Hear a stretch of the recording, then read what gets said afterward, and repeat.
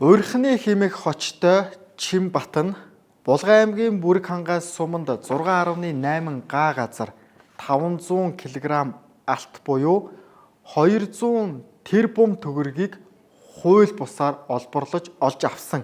Энэ хэрэг яагаад өнөөдрийг хүртэл нам дарагдаж чимээгүй байна вэ? Монгол улсын газрын доорх баялаг иргэн бүрийн ард түмний өмч гэж хэлдэг, ярьдаг, урайлдаг атлаа энэ мэтчлэн ганц нэгхэн хүн хууль бусаар хулгайлж улсыг ард түмнийг иргэдийг хохироосоор байх уу? Монгол улсад асар их хэмжээний хохирол учруулсан хулгайг прокурорын байгууллага шалгалгүй хаацаалсаар 2 жил өнгөрлөө. Урхны гэж алдаршсан Чимбатын үйлдсэн гэмт хэргийн талаар Булган аймгийн Бүрэг хангаас сумын нутаг дэвсгэрт байрлалтай MV TIC2 1972 дугаартай лицензтэй Wind Mind компанийн хувьцаа эзэмшигч Чимбат ариун болтноор нь тухайн үед энэ компанийг эзэмшиж байгаад зэрэгцээ орших өөрсдийн биш тусгай зөвшөөрөлтэй газрын хөлийг зөрчин туулгын сав хамгаалалттай 6.8 га газарт алт олборлолт явуулж ард түмний өмч 500 кг алтыг хууль бусаар олборлож 200 гаруй тэрбум төгрөгийн алт хулгайлж Монгол улсад хохирол учруулсан гэмт хэргийг үйлджээ. Туулгол руу тулгаж ухаан алт олборлсон. Гэтэл энэ гэмт хэрэгтэй тэмцэхээр байгуулагдсан экологийн цагдаагийн газрын дарга, цагдаагийн хурандаа Цогтбаатар нь иргэнээс ирсэн мэдээллийг шалгалгүйгээр 1 сарын хугацаанд дарж эс үйлдэхүйгээр тусалсан байна. Экологийн цагдаагийн албаны хүрээлэн буй орчны эсрэг гэмт хэрэгтэй тэмцэх тасгаас тогтоол гаргасан байдаг тухайн үед 2025 оны 10 сарын 29-ний өдөр. Энэ тогтоолт ашигт матамлын MV TIC2 1972 дугаарын тусгай зөвшөөрлөөр үйл ажиллагаа явуулдаг Wind Mind компани нь тусгай зөвшөөрөлтэй талбайг хэтрүүлэн газрын хэвлэлд халдаж үйл ажиллагаа явуулсан эсхийг тогтоолгохоор шинжээж томилж өгнө гэсэн тогтоол гарсан байдаг. Энэ тогтоолоор энэ шинжээчийн дүгнэлтээр Wind Mind компанийг эзэмшигч Чимбат гэх хүн нь тусгай зөвшөөрлийн газрыг хэтрүүлэн хэрэглэж тусгай зөвшөөрөл лиценз аваагүй газрыг тонон дээрэмдэж ухаж төнгөчин Монгол улс болон ард түмэнд асар их хохирол учруулсан гэдг нь тогтоогдсон байдаг атал яагаад одоо хүртэл хуулийн хариуцлага энэ хүнийг тойрсоор байна вэ? Хууль зөрчиж, улс их орноо тонон дээрэмдэж, мөнгөжж, хөрөнгөжсөн урхны гэх хочтой Чимбат гэх нөхөрт яагаад одоо хүртэл хууль үйлчилдэггүй? Толгойг нь илсээр байна вэ? Иргэн бүрт, хүн бүрт хууль эрхтгш үйлчлэх ёстой атал зарим нэг хүмүүс нь энэ мэтчлэн хуулийн цоорхог ашиглан эсвэл бүр хуулийн дээгүр гიშгэлсээр өдийг хүрсээр байх уу? Энэ уурхайтай холбоотой гэмт хэргийг улсын ерөнхий прокурорын орлогч Чимбатын шийдвэрээр хэрэгсэхгүй болгож хааснаар хохирогч нар дахин гомдол гаргах эрхгүй болжээ.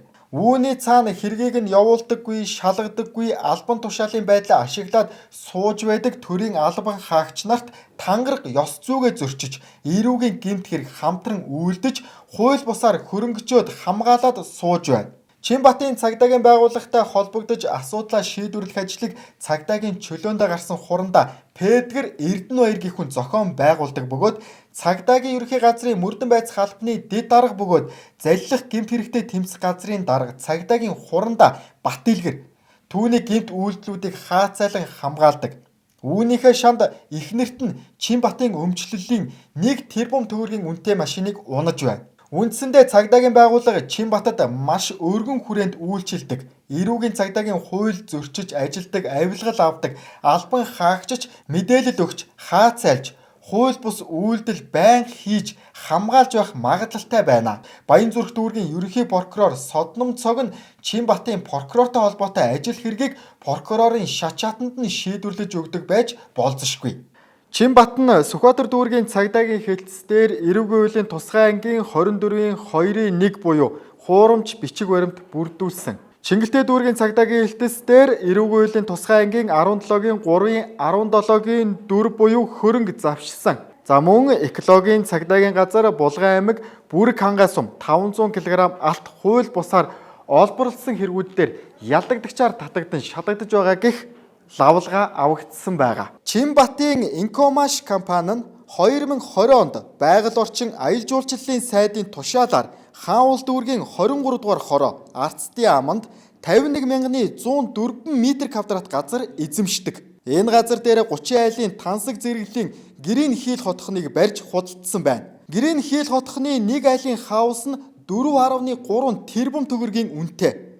30 айлын хаусыг 4.3 тэрбум төгрөгөөр тооцохоор 129 тэрбум төгрөгөөр худалдсан гэсэн үг. Өөрхөн зоогийн газрын дэд захирал байсан Чинбат дархан цаазад богд хан уулын аманд 30 хаус яаж барив гэдгийг хууль хяналтын шалгах нь зөв бизээ. Хамгийн ноцтой нь Тус хотгоны 2 хаусыг ерөнхий сайд авсан оюун эрдэнэ хотын дарга Нямбатар нарт бэлгэлсэн гэх мэдээлэл гарчээ. Энэ бол төр бизнесийн ашиг сонирхлын үхэл амьдралын сүлжээ ямар гүнзгий болсныг илтгэн.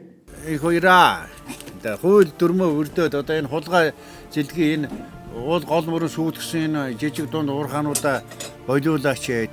Баялагын хулгайтай тэмцэх ажлыг улам эрчимжүүл. Бүх шатанд өргөжүүлнэ.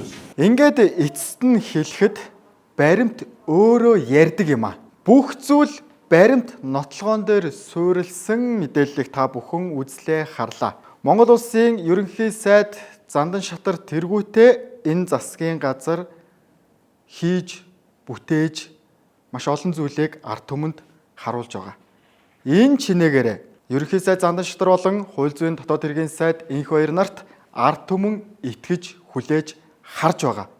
Та бүхэн баялагын хулгайтайгаа дорвитой тэмцэнэ гэсэн энэ амлалтанда хүрнэ гэдэгт ард түмэн болоод сэтгүүлч миний би итгэж байна. Мөн хүлээж байна. Бид энэ талаар өдөр бүхэн та бүхэнд сануулах болно. Баярлалаа.